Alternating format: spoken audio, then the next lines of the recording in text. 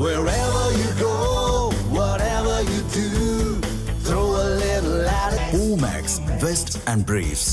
காங்கிரஸ் கட்சியின் ஆட்சி நடக்கும் கர்நாடகாவில் முதல்வராக பொறுப்பு வகித்து வந்த சித்தராமையா கடந்த மாதம் 28ஆம் தேதி ராஜினாமா செய்தார்.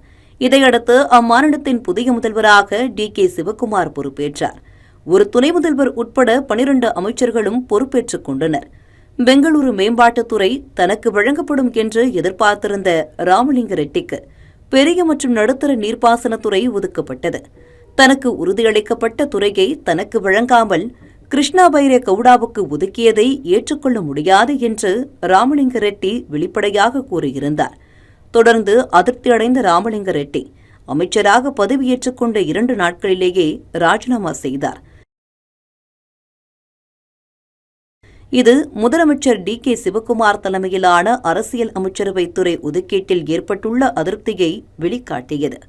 பிறகு காங்கிரஸ் கட்சியின் தலைமை சமாதானப்படுத்தியதைத் தொடர்ந்து ராமலிங்க ரெட்டி தனது ராஜினாமா முடிவை வாபஸ் பெற்றார். இந்நிலையில் பெங்களூரு மேம்பாட்டுத்துறை ஒதுக்கப்பட்ட அமைச்சர் கிருஷ்ணா பைரே கவுடா இன்னும் அப்பொறுப்பை ஏற்கவில்லை. பெங்களூரு மேம்பாட்டுத்துறையுடன் பெங்களூரு மேம்பாட்டு ஆணையம் மற்றும் பெங்களூரு பெருநகர மண்டல மேம்பாட்டு ஆணையம் ஆகியவை தனக்கு வழங்கப்படாதது குறித்து தனது அதிருப்தியை அமைச்சர் கிருஷ்ணா பைரே கவுடா வெளிப்படுத்தியுள்ளார். பெங்களூரு மேம்பாட்டு ஆணையம் மற்றும் பெங்களூரு பெருநகர மண்டல மேம்பாட்டு ஆணையம் ஆகிய இரண்டையும் முதல்வர் டி.கே. சிவக்குமார் தனது கட்டுப்பாட்டில் வைத்துள்ளார் என்பது குறிப்பிடத்தக்கது. முதலமைச்சர் டி.கே. சிவக்குமார் ஏன் இதை செய்தார் என்று தனக்கு தெரியவில்லை என்றும் நிர்வாகத்தின் மீது முழுமையான கட்டுப்பாடு இல்லை என்றால் தன்னால் திறம்பட செயல்பட முடியாது என்றும் கிருஷ்ணா பைரே கவுடா தெரிவித்துள்ளார். மேலும் இது பெங்களூருவுக்கு நல்லதல்ல என்பதை முதலமைச்சரிடம் தெரிவித்துள்ளதாகவும் அவர் என்ன முடிவெடுக்கிறார் என்று பார்ப்போம் என்றும் அவர் கூறியிருந்தார். இது தொடர்பாக முதலமைச்சர் டி.கே. சிவக்குமாரை சந்திக்கக்கூடும் என்று எதிர்பார்த்திருந்த நிலையில் துறை ஒதுக்கீடு தொடர்பான கட்சி மேலிடத்தில் வலியுறுத்த கிருஷ்ணா பைரே கவுடா டெல்லி சென்றுள்ளதாக கூறப்படுகிறது. சிவாஜி நகர் தொகுதி காங்கிரஸ் சட்டமன்ற உறுப்பினரும் 2024 பெரிய பெங்களூரு நிர்வாக மசோதாவுக்கான கூட்டு மறு ஆய்வுக் குழுவின் தலைவராக பணியாற்றியவரும் ஆன ரிஸ்வான் அர்ஷத் பெரிய பெங்களூரு ஆணையம் உருவாக்கப்பட காரணமாக இருந்தவர் என்று கூறப்படுகிறது. கிருஷ்ணா பைரே கவுடாவுடன் ரிஸ்வான் அர்ஷத்தும் அமைச்சர் பதவி கேட்டு டெல்லி சென்றுள்ளதாக தகவல்கள் தெரிவிக்கின்றன.